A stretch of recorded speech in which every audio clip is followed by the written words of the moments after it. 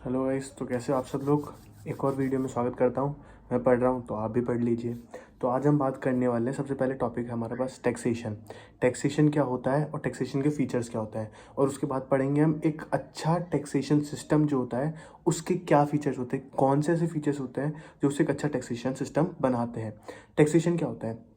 Taxation in simple terms में अपन बोले कि एक तरीके से एक कंपलसरी पेमेंट है।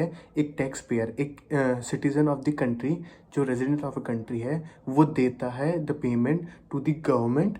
गवर्नमेंट को देता है, वो एक कंपलसरी पेमेंट होती है, और उसके बदले में कोई स्पेशल गुड्स एंड सर्विसेज उसे रिसीव नहीं होते हैं। हर एक इंडिविजुअल देता है, डायरेक्टली देता है, इनडायरेक्टली देता है, और इसके लिए उसको कोई पर्टिकुलर कुछ ऐसा बेनिफिट नहीं मिलता है। ये क्या है? टैक्स।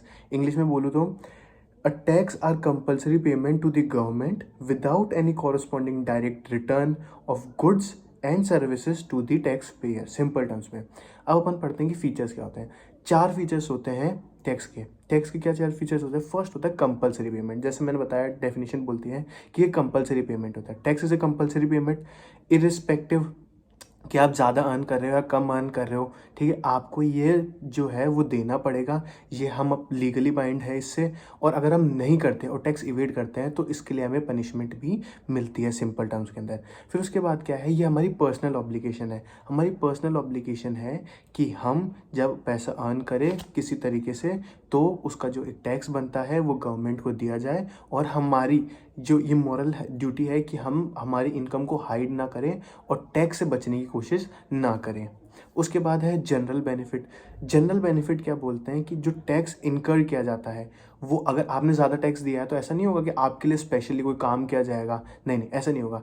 जनरल बेनिफिट की बात करता है। जब टैक्स जितना भी कलेक्ट होता है, द पब्लिक रेवेन्यू जितना भी कलेक्ट होता है टैक्स के थ्रू, वो सब for the benefit of the people के लिए काम किया जाता है, for the benefit of the country के लिए काम किया जाता है। सबको कॉमन रख के सारा टैक्स कलेक्ट किया जाता है और सबके लिए काम किया जाता है। इंग्लिश में बोले तो the amount of tax collected may be incurred for the general may be incurred for the general and common benefit of the all the people.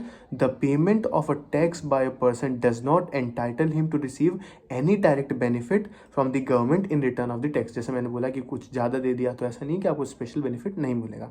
Fourth point यही बोलता है, no quid pro quo means in the case of taxes there is no relation between the taxes paid by the person and the benefit he is going to receive. मतलब कि अगर वो ज़्यादा पे कर रहा है तो इसका मतलब ये नहीं कि वो पर्टिकुलर कुछ अच्छा बेनिफिट रिसीव करेगा। नहीं नहीं नहीं, सब बराबर है, सब इक्वल है, सबको इक्वल ट्रीटमेंट दिया जाएगा, सारा कलेक्ट किया जाएगा। पूरी बेनिफिशियल किसके लिए? पूरी बेनिफिशरी कौन है? हम सब, सारे जितने भी लोग हैं पूरी कंट्री के अंदर, उन सब के लिए ही कॉमन डिसीजन लिया जाएगा, जनरल डिसीजन लिया जाएगा। ये हो गए हमारे फीचर्स ऑफ द टैक्सेशन। अब हम ऐसे क्या है कि ऐसे क्या एसेंशियल फीचर्स है कि जो एक टैक्स सिस्टम को अच्छा टैक्स सिस्टम बनाते हैं। तो फर्स्ट पॉइंट बोलता है कि एक अच्छा टैक्स सिस्टम जो होता है वो इक्विटी प्रमोट करना चाहिए। इक्विटी मतलब क्या होता है? समानता प्रमोट करना चाहिए। मतलब कि each and every people in this society needs to pay this tax. ठीक है, मतलब एक टैक्स जो है हमारी सोसाइटी में जितने भी लोग हैं सबको टैक्स देना चाहिए था। अब वो टैक्स किस बेसिस पे देंगे कि each and every one should pay tax according to their capacity. ठीक है, अपनी जितनी उसकी हैसियत के अनुसार उसको टैक्स देना चाहिए। वही है, हम इंडिया में टैक्स स्लैब्स बने हुए, मतलब इनकम स्लैब्स बने हैं, उस बेसिस पे टैक्स देते हैं। वैसे मतलब जितनी उसकी कैपेसिटी है उस बेसिस पे इसको टैक्स देना चाहिए था। अब ये बोलता है कि जो बर्डन है, अब जो अमीर लोग हैं जिनके पास ज़्यादा पैसा वो ज़्यादा टैक्स देते हैं, तो मतलब थोड़ा बर्डन अमीरों पे आना चाहिए, क्योंकि उनको कैपेसिटी है पे करने की मोर। इसलिए वो जो टैक्स थोड़ा बर्डन है वो ब्रॉड शोल्डर्स पे, मतलब जो अमीर लोग हैं उनके ऊपर आ जाता है, और गरीब कम टैक्स पे करता है क्योंकि वो इनकम भी कम जनरेट करता है। उसके बाद आता है प्रोडक्टिविटी। प्रोडक्टिविटी का मतलब है कि गवर्नमेंट को इस टाइप के टैक्स प्रोड्यूस, मतलब गवर्नमेंट को ऐसे टैक्स इम्पोज करने चाहिए जो जिसके कलेक्ट करने पे उसका रेवेन्यू जो आए, जो कलेक्ट करने पे जो रेवेन्यू आए वो गवर्नमेंट के बेनिफिशियल के लिए काम, मतलब गवर्नमेंट का काम भी हो सके, प्लस उनको ऐसे टैक्स इम्पोज करने चाहिए जो प्रोडक्शन के जो प्रोसेस को है उसको हिंडर ना करे। इस टाइप के टैक्स इम्पोज करने चाहिए। ये आता है प्रोडक्टिविटी के अंदर। फिर आता है इलास्टिसिटी। इलास्टिसिटी बोलता है कि जैसे एक रबड़ होता है, अब रबड़ क्या होता है, इसको जब भी हमें ज़रूरत होती है स्ट्रेच कर सकते हैं, और जब हमें ज़रूरत छोटी कम की ज़रूरत होती है तो ऐसे छोड़ सकते हैं और छोटा हो जाता है। वैसे ही इस टाइप के टैक्स इम्पोज करने चाहिए गवर्नमेंट को जो इलास्टिक इन नेचर हो, मतलब कि एक्सपेंड कर दिए जा सके, खींचे जा सके when there is a need, और उसको कॉन्टैक्ट किया जा सकता है when we are not in the need. मतलब कि जैसे कि इस टाइप का टैक्स हो कि जैसे वॉर के अंदर हमें ज़्यादा पैसों की ज़रूरत पड़े तो उस टैक्स को हम इंक्रीज़ कर सके ताकि रेवेन्यू ज़्यादा जनरेट कर सके, और जब ज़रूरत नहीं है तो उसे वापस नॉर्मल कर सके। उसके बाद है कन्वीनियंस।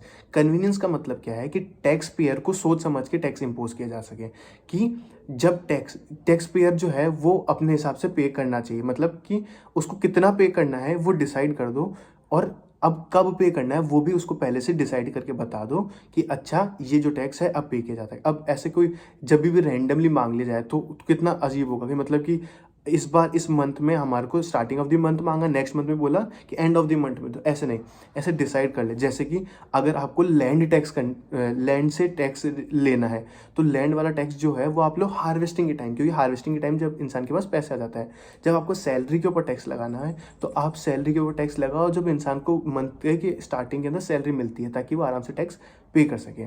फिर उसके बाद क्या है, एब्सेंस ऑफ टैक्स इवेजन।